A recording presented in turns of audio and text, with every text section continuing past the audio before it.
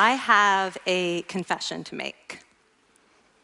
But first, I want you to make a little confession to me. In the past year, I want you to just raise your hand if you've experienced relatively little stress. Anyone? How about a moderate amount of stress? Who's experienced a lot of stress? Yeah, me too. But that is not my confession. My confession is this: I'm a health psychologist, and my mission is to help people be happier and healthier. But I fear that something I've been teaching for the last 10 years is doing more harm than good, and it has to do with stress. For years, I've been telling people stress makes you sick.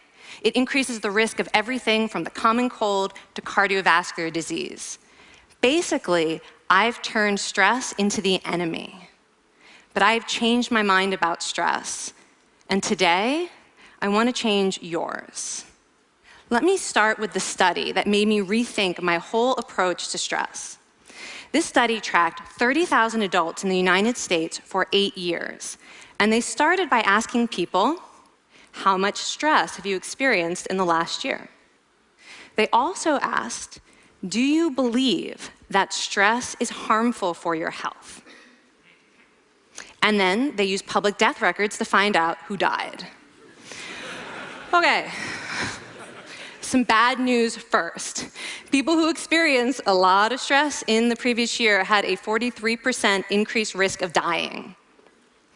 But that was only true for the people who also believed that stress is harmful for your health. People who experienced a lot of stress but did not view stress as harmful were no more likely to die. In fact, they had the lowest risk of dying of anyone in the study, including people who had relatively little stress. Now, the researchers estimated that over the 8 years they were tracking deaths, 182,000 Americans died prematurely, not from stress, but from the belief that stress is bad for you. That is over 20,000 deaths a year. Now, if that estimate is correct, that would make believing stress is bad for you the 15th largest cause of death in the United States last year, killing more people than skin cancer, HIV, AIDS, and homicide. You can see why this study freaked me out. Here I've been spending so much energy telling people stress is bad for your health.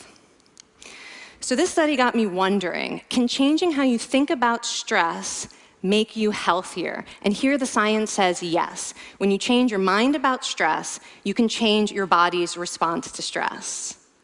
Now, to explain how this works, I want you all to pretend that you are participants in a study designed to stress you out. It's called the social stress test. You come into the laboratory, and you're told you have to give a 5-minute impromptu speech on your personal weaknesses to a panel of expert evaluators sitting right in front of you. And to make sure you feel the pressure, there are bright lights and a camera in your face, kind of like this. And the evaluators have been trained to give you discouraging nonverbal feedback, like this.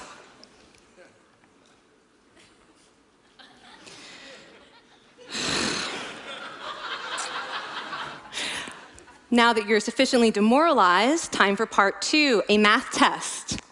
And unbeknownst to you, the experimenter has been trained to harass you during it. Now, we're gonna all do this together. It's gonna be fun, for me. Okay.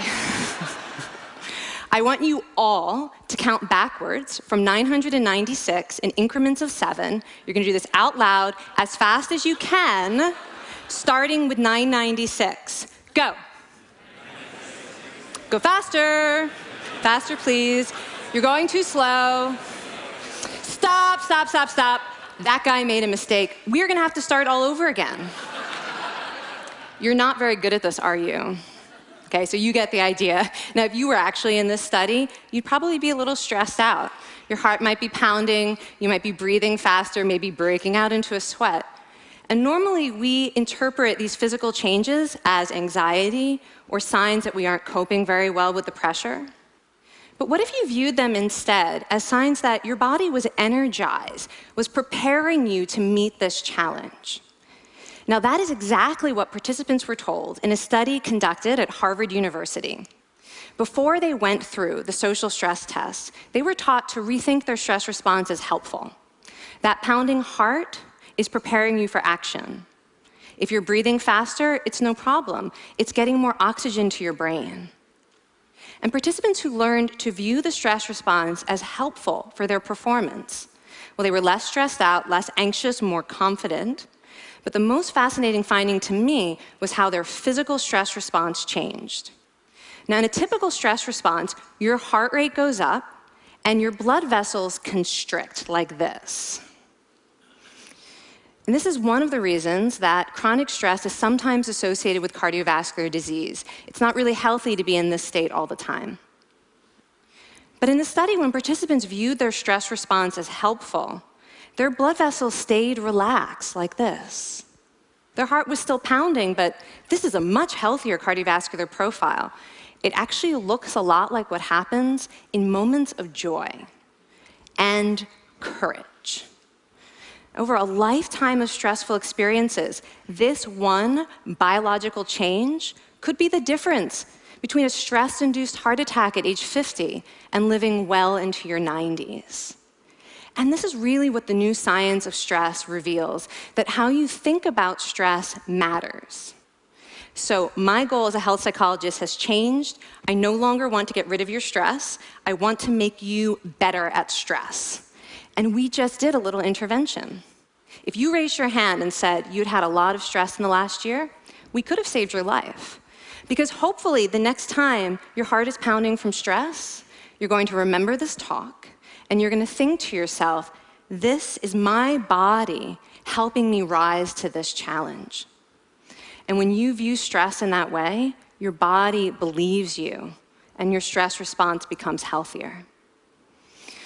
Now, I said I have over a decade of demonizing stress to redeem myself from. So we are going to do one more intervention. I want to tell you about one of the most underappreciated aspects of the stress response. And the idea is this: stress makes you social. To understand this side of stress, we need to talk about a hormone, oxytocin. And I know oxytocin has already gotten as much hype as a hormone can get. It even has its own cute nickname, the cuddle hormone, because it's released when you hug someone. But this is a very small part of what oxytocin is involved in. Oxytocin is a neurohormone. It fine-tunes your brain's social instincts. It primes you to do things that strengthen close relationships. Oxytocin makes you crave physical contact with your friends and family. It enhances your empathy. It even makes you more willing to help and support the people you care about. Some people have even suggested we should snort oxytocin to become more compassionate and caring. But here's what most people don't understand about oxytocin. It's a stress hormone. Your pituitary gland pumps this stuff out as part of the stress response. It's as much a part of your stress response as the adrenaline that makes your heart pound. And when oxytocin is released in the stress response, it is motivating you to seek support. Your biological stress response is nudging you to tell someone how you feel instead of bottling it up. Your stress response wants to make sure you notice when someone else in your life is struggling so that you can support each other. When life is difficult, your stress response wants you to be surrounded by people who care about you. Okay, so how is knowing this side of stress going to make you healthier? Well, oxytocin doesn't only act on your brain, it also acts on your body. And one of its main roles in your body is to protect your cardiovascular system from the effects of stress. It's a natural anti-inflammatory. It also helps your blood vessels stay relaxed during stress. But my favorite effect on the body is actually on the heart. Your heart has receptors for this hormone. And oxytocin helps heart cells regenerate and heal from any stress-induced damage. This stress hormone strengthens your heart. And the cool thing is that all of these physical benefits of oxytocin are enhanced by social contact and social support. So when you reach out to others under stress, either to seek support or to help someone else, you release more of this hormone, your stress response becomes healthier, and you actually recover faster from stress.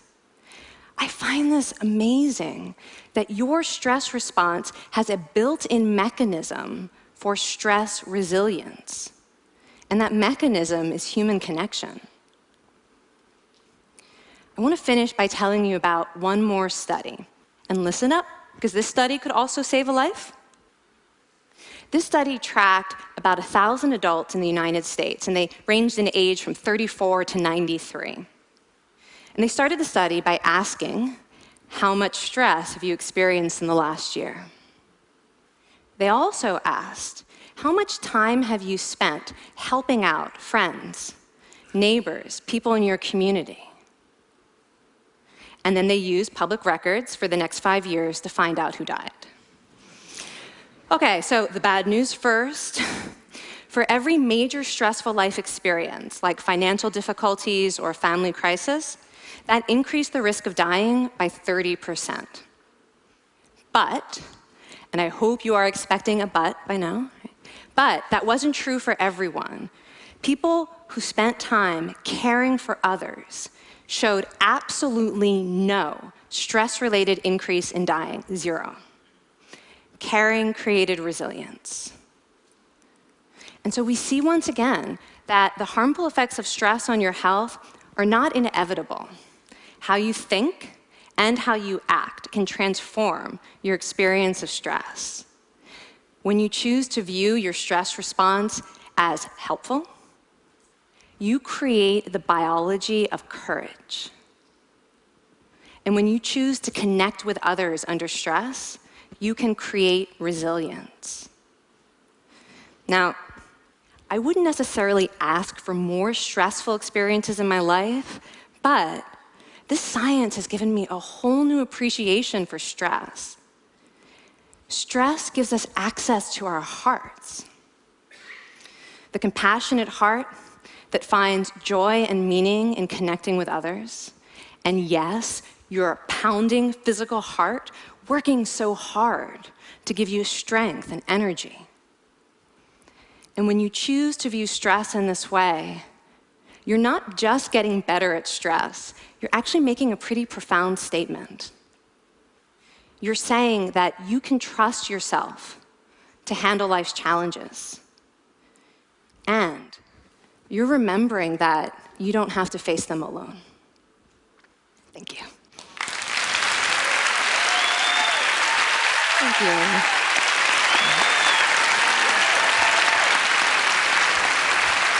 I mean, this is kind of amazing what you're telling us. It seems amazing to me that a belief about stress can make so much difference to someone's life expectancy. How would that extend to advice? Like if someone's making a lifestyle choice between, say, a stressful job and a non-stressful job, does it matter that which way they go, that it's equally wise to go for the stressful job so long as you believe that you can handle it in some sense? Yeah, and one thing we know for certain is that chasing meaning is better for your health than trying to avoid discomfort. And so I would say that's really the best way to make decisions, is go after what it is that creates meaning in your life, and then trust yourself to handle the stress that follows. Thank you so much, Kelly. Thank you. It's really cool.